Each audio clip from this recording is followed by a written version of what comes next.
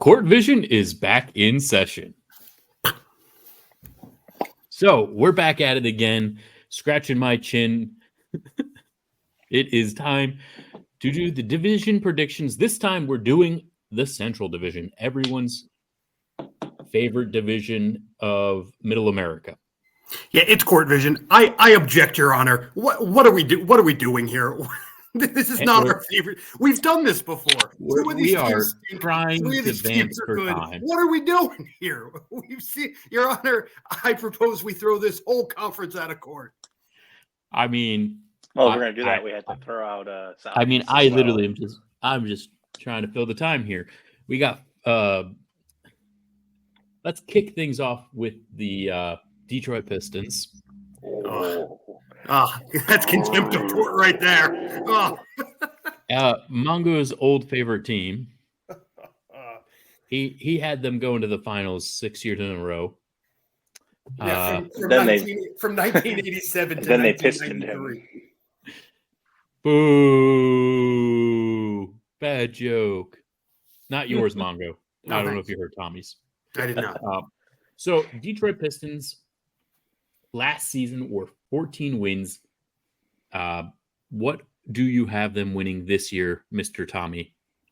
I've got them going 15-67. There you go. You gave them a win. I gave them a win. That's something. That's one more than they had last year. So, you think that they progressed a little bit. Yeah. We all know it's really because of Tobias Harris. And part of it is it's like the injuries, I think, are what are holding them back too. As even how bad this team is, a healthy Detroit team probably would have done a little better last year. Yes, I think part of the problem with this team is not that they don't have talent. I think that they don't necessarily have talent that works together for what their common goal is, which is to not be trash. I have them winning 18 games, 4-game improvement. They did, they're going to be healthier. They did get Tobias Harris. I think that that is a reasonable amount of wins. Maybe it's a little bit on the lower end. I'm curious what Mongo and Kevin have to say about this. Oh, as you all can see, Kevin's not here right now. He might pop in the middle of us talking about one of these. He's busy working. But yeah, so I mean, this Detroit team is not. It's still a relatively young team. They have a lot of talented players, or players with talent, I should say, not necessarily talented players. Players with talent. Let's see if they can put it together and actually be more competitive. They have not been competitive the past 2 seasons.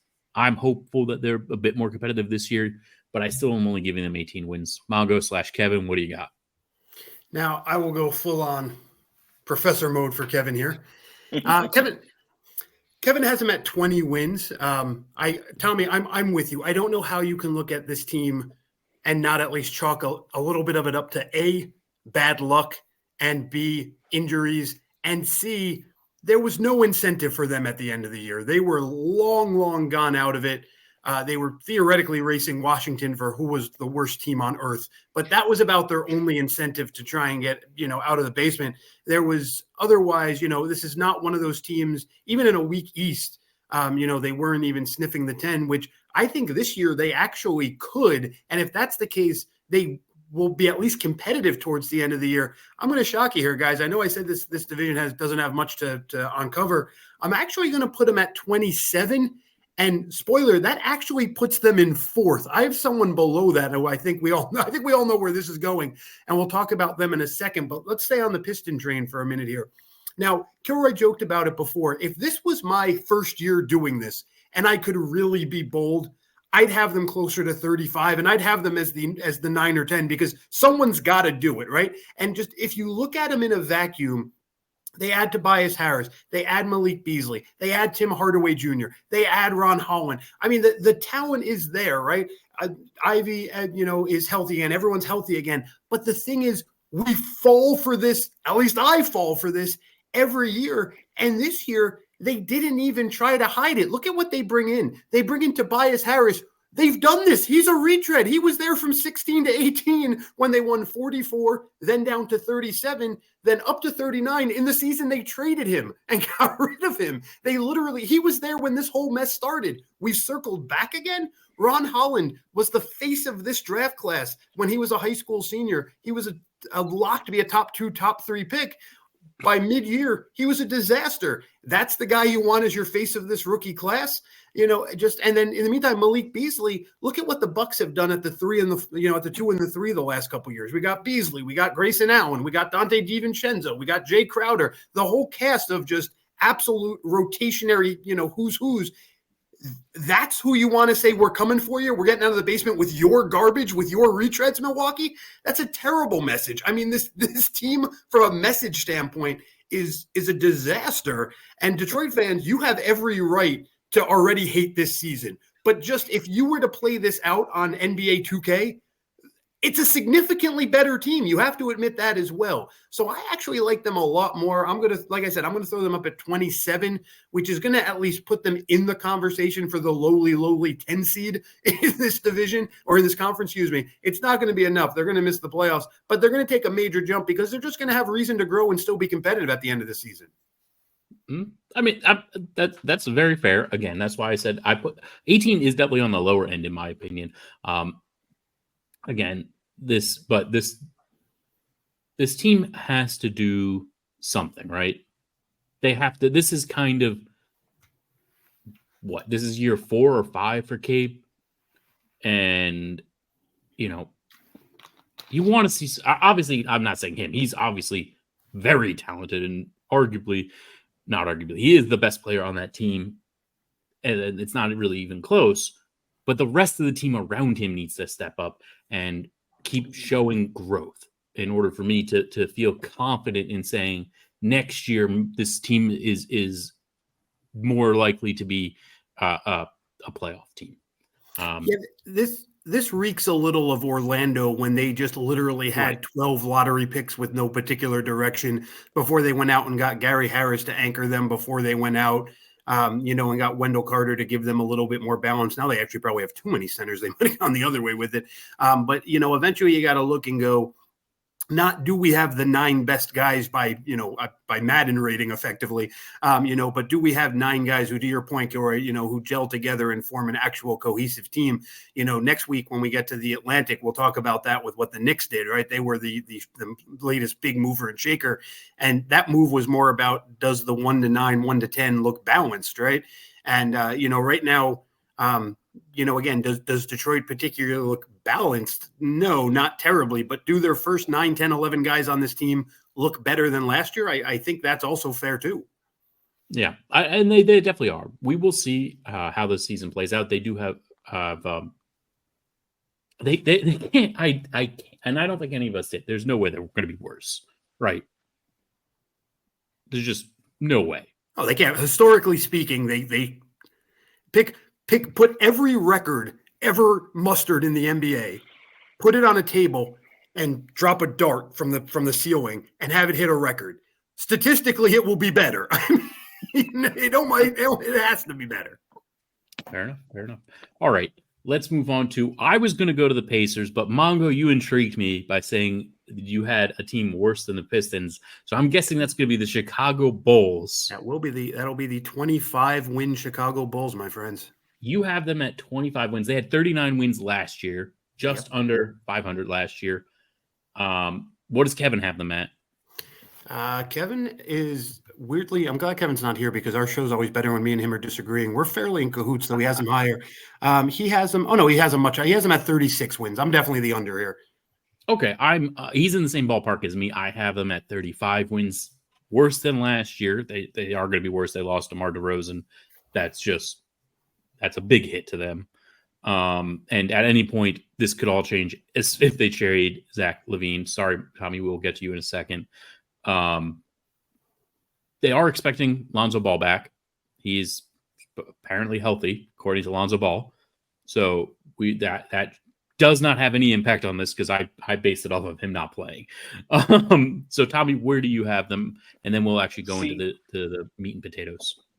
I leaned more towards Mongo on this one. but I thought I was being conservative with this, and then I heard what you and Kevin with 35 and 36.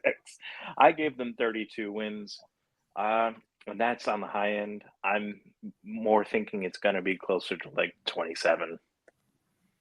I mean, I don't think 35 is all like a very high amount of wins for this team. I think this team could easily still be a 500 or a slightly above 500 team. They have players. It's just a matter of, do they stay healthy? Because that's been an issue for this team for a while.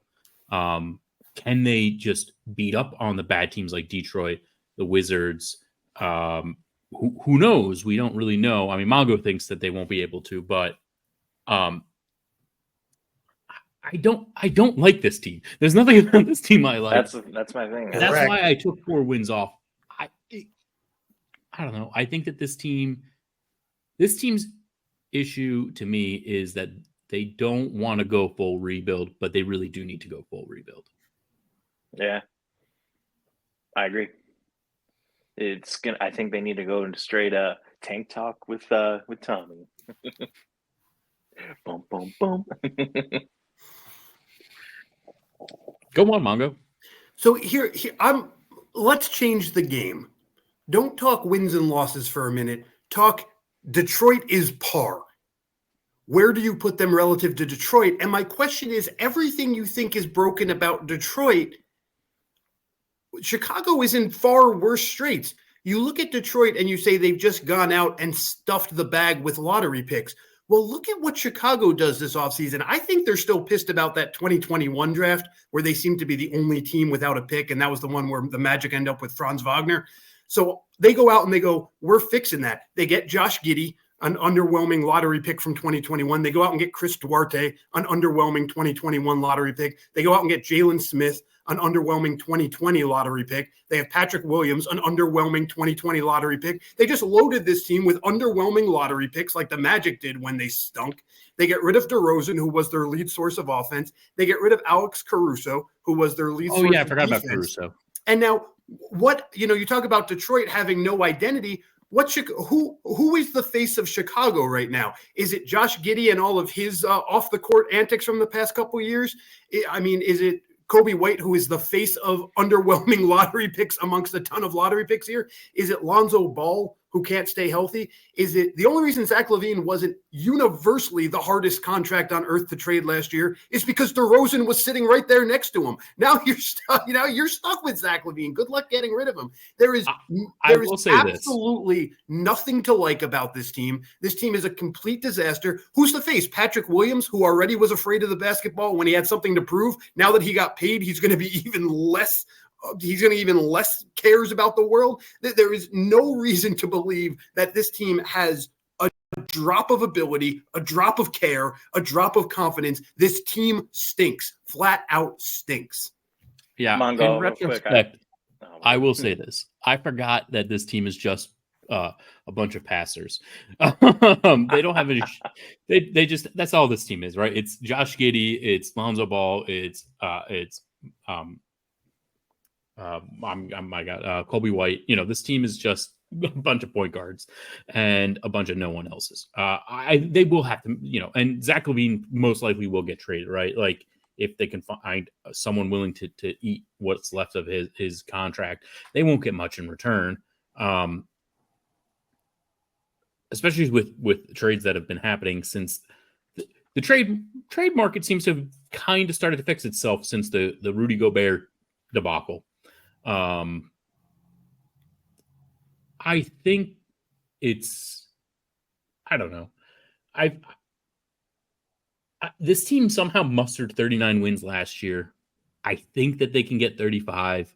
35 does seem a little bit on the higher end as I'm, where you're talking about all those things that happen. If I have Detroit at 18, I guess realistically I shouldn't have Chicago.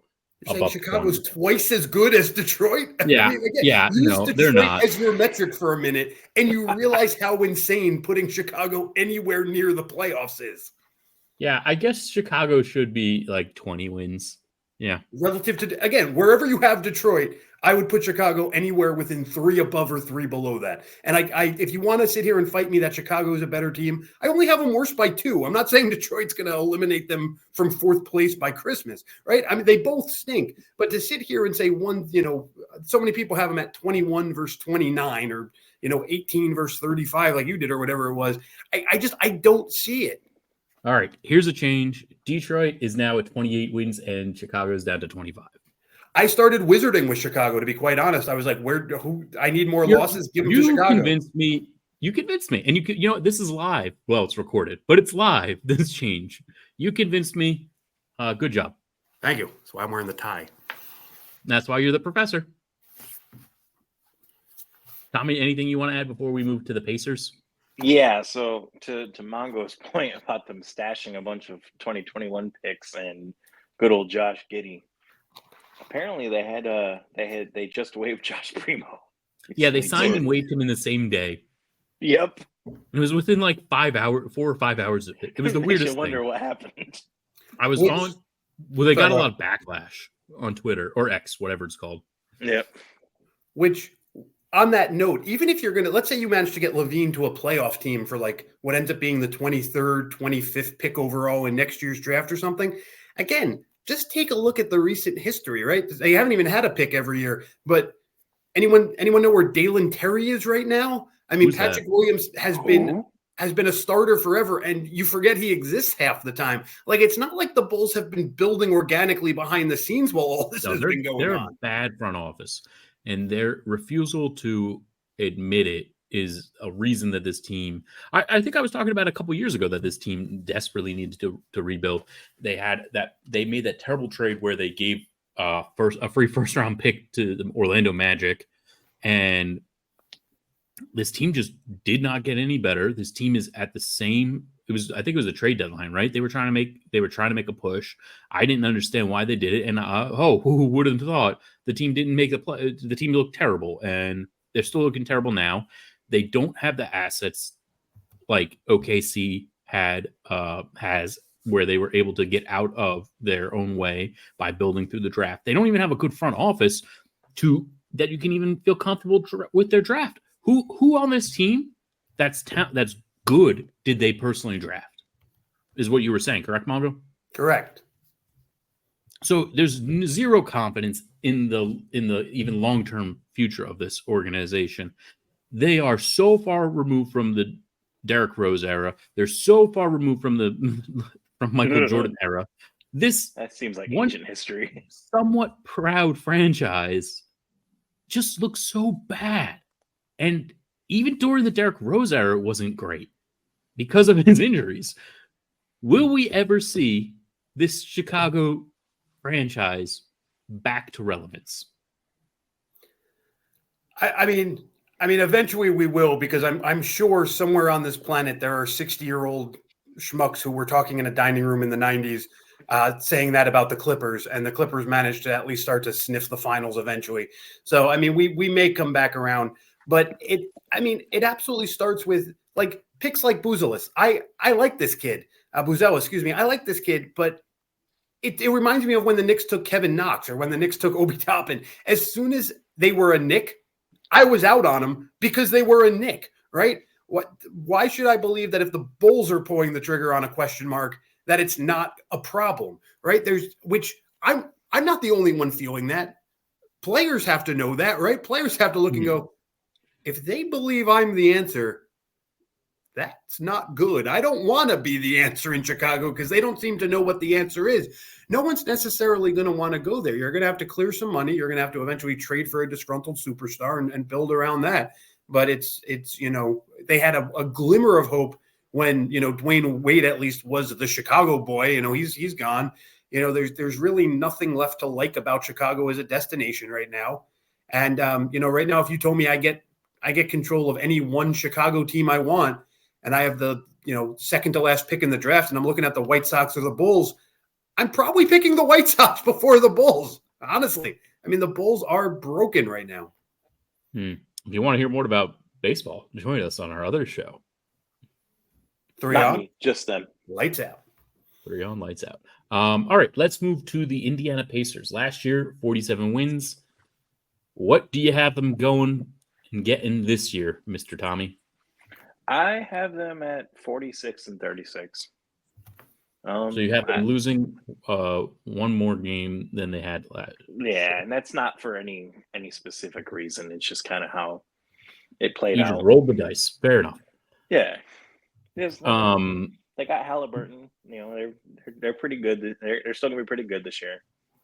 No, I think they're going to be a good team. I have them at 47. I have them being exactly the same as they were last year. It's a tough division.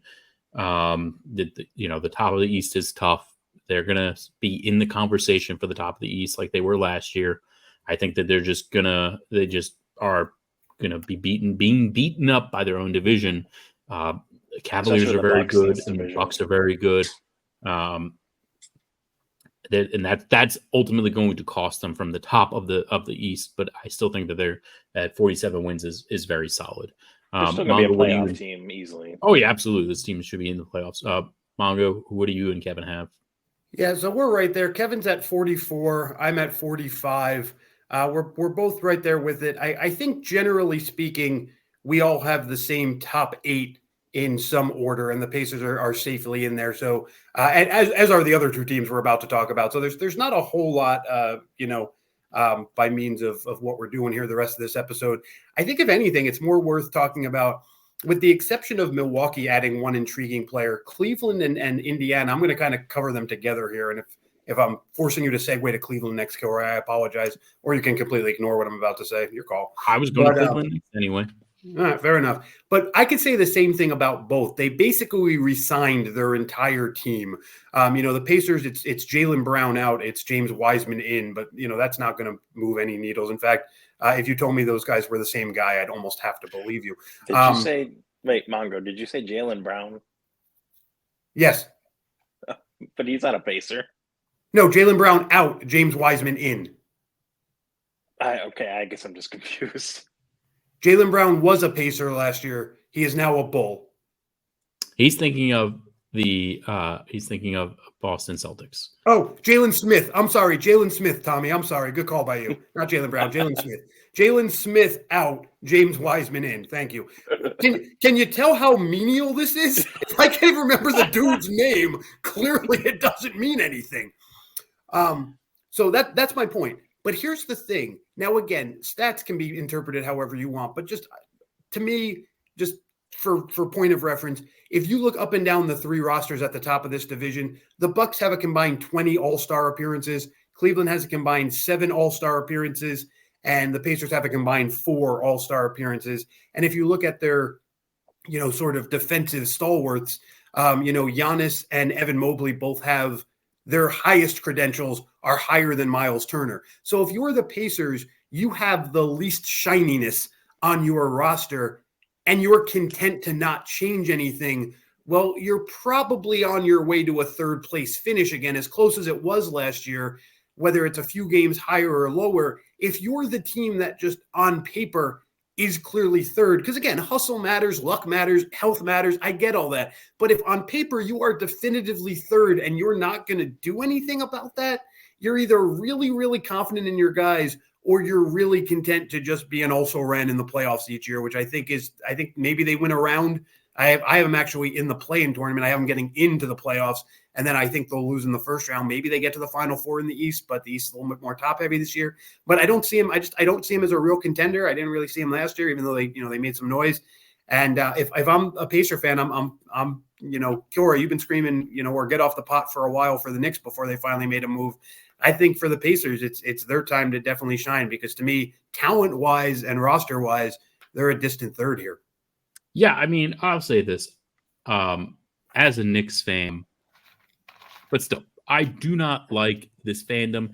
They think that their team was better than the Knicks, and they just entirely ignore the fact that the Knicks were ravaged by injuries, and and they still barely beat the Knicks. Like, I don't know how they can be this cocky about this team when this team really hasn't proven anything. They got very lucky to advance as far as they did.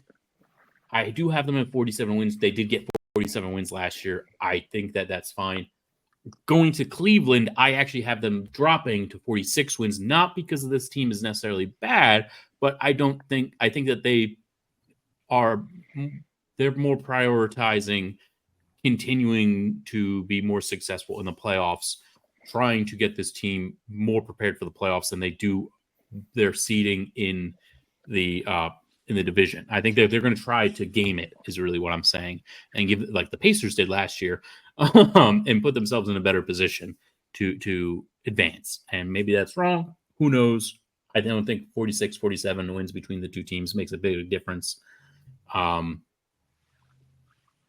yeah, that's my take on the Pacers. And I think the Cavs, the team, like Mongo said, is pretty much the same as last year. 2 wins is not really a big difference. You can say they have 48. I don't care. Well, that's exactly what me and Kevin did. Kevin has them at 48. I have them at 48. Again, a weird Kevin and I agree on a lot of stuff today's show.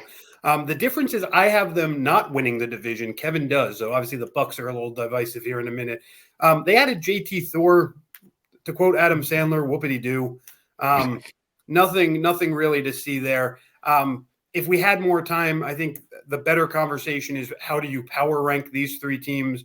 I'll quickly just say I have it as Bucks, Cavs, Pacers, which is why I kind of separated them. I know wins don't always translate to power ranking, but in a world where, again, if you want to fight me in the comments on these 3 finishing in any order, cool, you have at it. I'll see you. I'll see you later.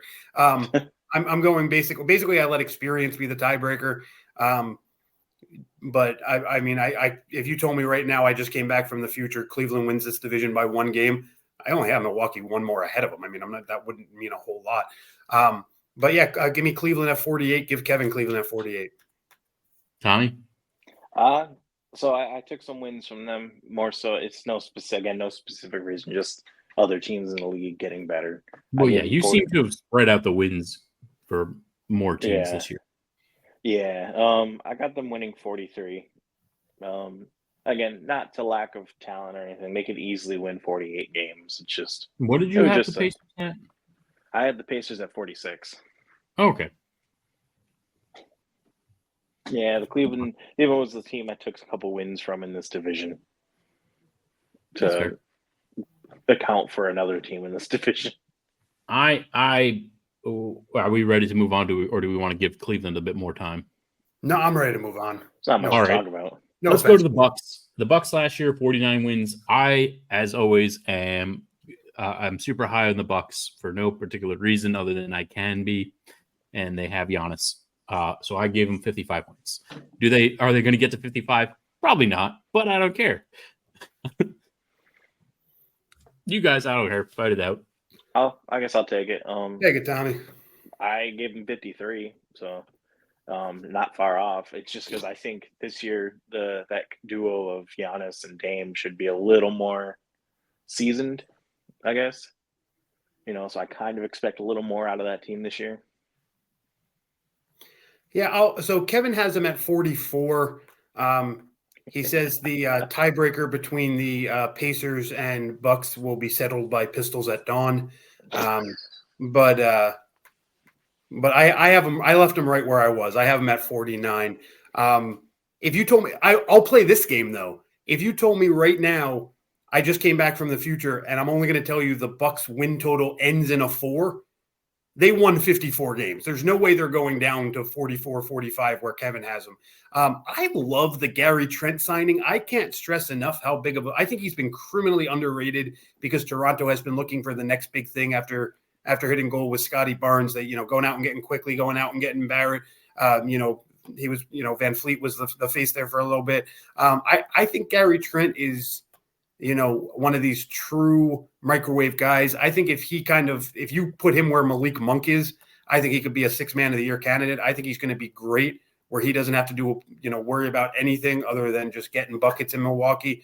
And I also think for Milwaukee as a whole, we know Milwaukee is so good at staying chill and staying off the radar that whenever they do even anything, right? Like the Doc Rivers thing, how quick were we to just trash them? Because it's like a delicacy to get to pick on Milwaukee. And I feel like they're better off being the hunter versus being the hunted. And when they've had I mentioned it before, all these different small forwards they've had over the last 5 shooting guards they've had over the last 5-6 years. when they've had guys who are proven veterans with higher expectations, PJ Tucker, Jay Crowder, I feel like that's when we have a different perspective of Milwaukee rather than when it's been, a guy like Malik Beasley, who was a pleasant surprise, even though statistically you should have expected the exact same thing you got from Grayson Allen, Dante DiVincenzo, the whole other party, right?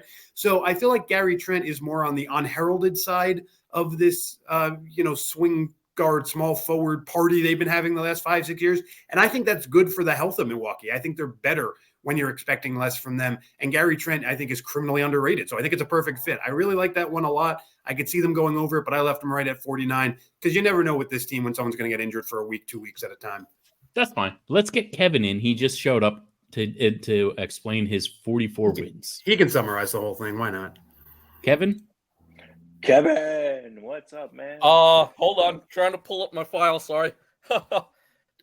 Yep, there we go. you gave the Bucks 44 All right, so wins. basically, we're on the Milwaukee Bucks, right? Kevin, Well, we're about to go home. You're ruining everyone's night right here. So you have the entire floor. Yeah. Talk. Yeah, the buck Okay, stops here. all right. bud. You have 2 minutes. think Wow. Okay, I think the Milwaukee Bucks are worse off than last year, and I have them 5 wins worse at 44 wins. There wasn't really a whole lot of thought into it. That's pretty much it as my analysis of the Bucks. There you go. Well, you still have 1 minute and 46 seconds. Well done. Oh, okay. Then I can say I took 2 wins away from the Pacers. So I originally had 44. I put them at 42 because somebody has to pay for the Knicks trade. Fair enough. I apparently have old numbers for you, Kevin. So if I messed any of those up on the show, because I still had him at 44 for you, so I apologize for He that. told us. We forgot to just say it. Oh, sorry about that. You just, my bad. I thought that was including. Anyway, so long. Thank you all so much for watching. Remember, like, share, subscribe. Whoa! What? Stop the presses. We forgot to talk about the most important teams in the Central. You got to talk about the fever in the sky. We got to talk about Caitlin Clark and Angel Reese here. Come on now. Lead on. Shout out. First of all, shout out Caitlin Clark. I think that deserves a little love. I'm sorry. But She got like all the votes except one for Rookie of the Year, right? correct. It was almost unanimous. And so real quick, and listen, we're not going to talk about Caitlin Clark here in terms of, deservedness or talent, but I need to talk about, listen, the WNBA has finally caught up to where I go back, watch the shows. Have I not been on the WNBA for what? The WNBA was cool on this show before the WNBA was cool. I have been on this from Jump Street. I've known what's been coming for a while, and I'm not the only one by any means. But first of all, it does not matter, nor do you have any right to care who cast this one vote, America. So many people have had to come out and be like, wasn't me, like they're living in fear. I do love that everyone went, it's Cheryl Swoops, in the same way that we assume something dumb in the NBA has to be Magic Johnson. I like that it's the same idea. Everyone's like, no, it got to be Cheryl Swoops. But first of all, whoever it is, you do you. I hope your reasoning was fair. I hope your reasoning was valid. And she had a heck of a season. I'm not mad about it.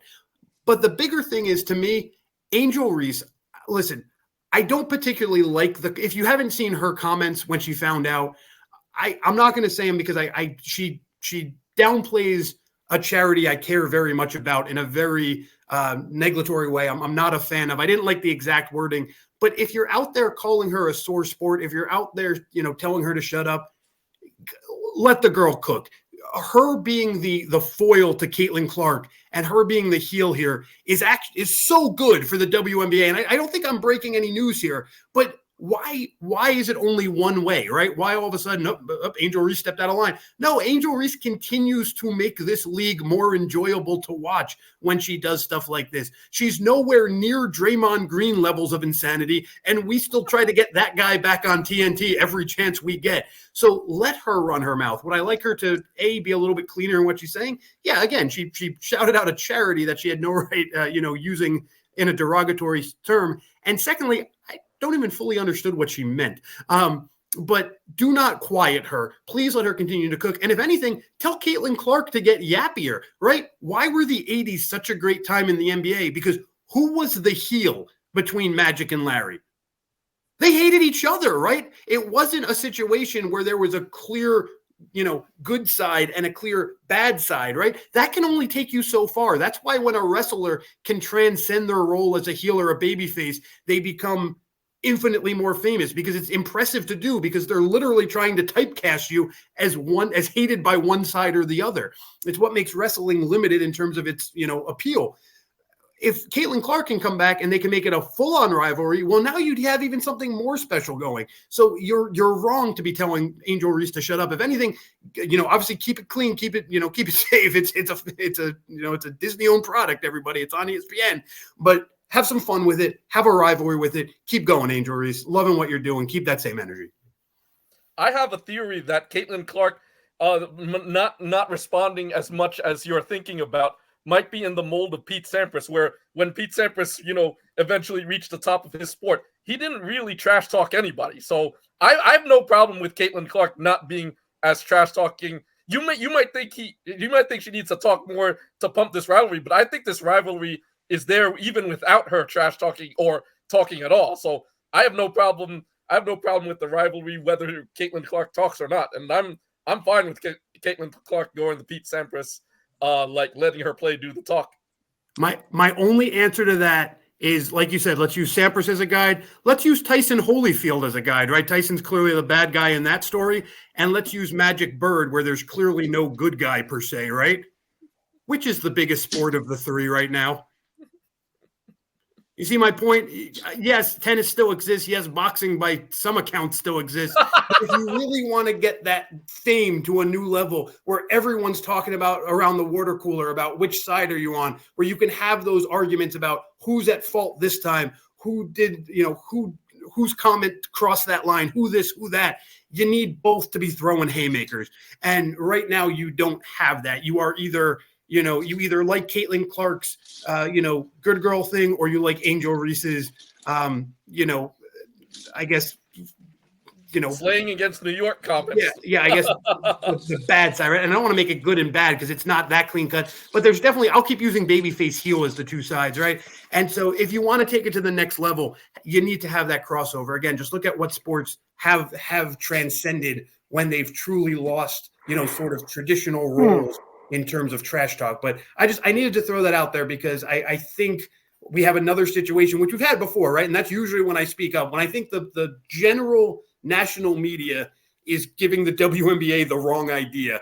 I just try to step in and say, hopefully someone out there is listening who can get to them and say, no, don't do that. This is a case where that would be almost, I think that's a mistake by the WNBA to ever try and silence her. Now, again, if she is punching rookies in the face during Warrior workouts, yeah, we obviously have a problem, right? Again, I use Draymond Green as the how is he still allowed to play bar of insanity, but we're not there yet. In fact, she's actually she's quite an old school style player that makes anyone who watched Charles Oakley fall in love with her every single rebound.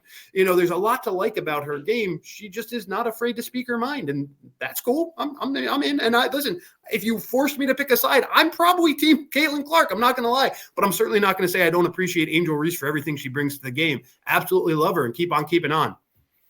I think that this is good for the game.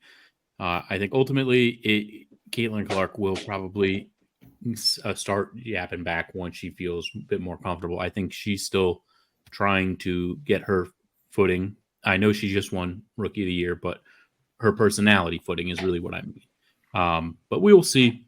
I think either way, this is great for the WNBA. This year really took the WNBA into the stratosphere that Mongo has been talking about them in just like, if you just ever to listen to Mongo's talk about the WNBA this season, just allowed, and I love that this got more people's eyes on it. This is what they've been looking for. He's been preaching about this for years. They need to figure out a way to get more eyes. They got their more eyes, and now let's hope that they continue to build on this and push their stars forward, because that was always their issue, is that they never let their stars be stars. And it seems like this year they're starting to let that happen, and the sky's the limit, hopefully. I am not in the mindset of, oh, women can't play sports, blah, blah, blah, blah. Look, it doesn't matter what you are, how you identify, or anything of the matter. If you can play a sport and you are able to get the eyes, you will grow and you should grow. Basketball, as a basketball show, is basketball. I want to watch any form of basketball. I love basketball. Basketball's fun. I've played against women. Women are great at basketball too. This finally, hopefully, Better than us. gets people to realize that. That's all. Also, shout out to your Liberty for beating my Aces. That was a really We'll good talk about that series. next. We'll talk about that when we talk. When we talk Knicks. Yeah, let's go. Yeah. All right. Thank you all so much for watching. Let me fix this screen so that I'm. Here we are. Switch that back up. Give me that. There we go. Thank you all so much for watching. Remember, like, share, subscribe. Mungo, I'm sorry for throwing you across the room. Comment down below your division predictions, and we'll catch you next time. Love y'all.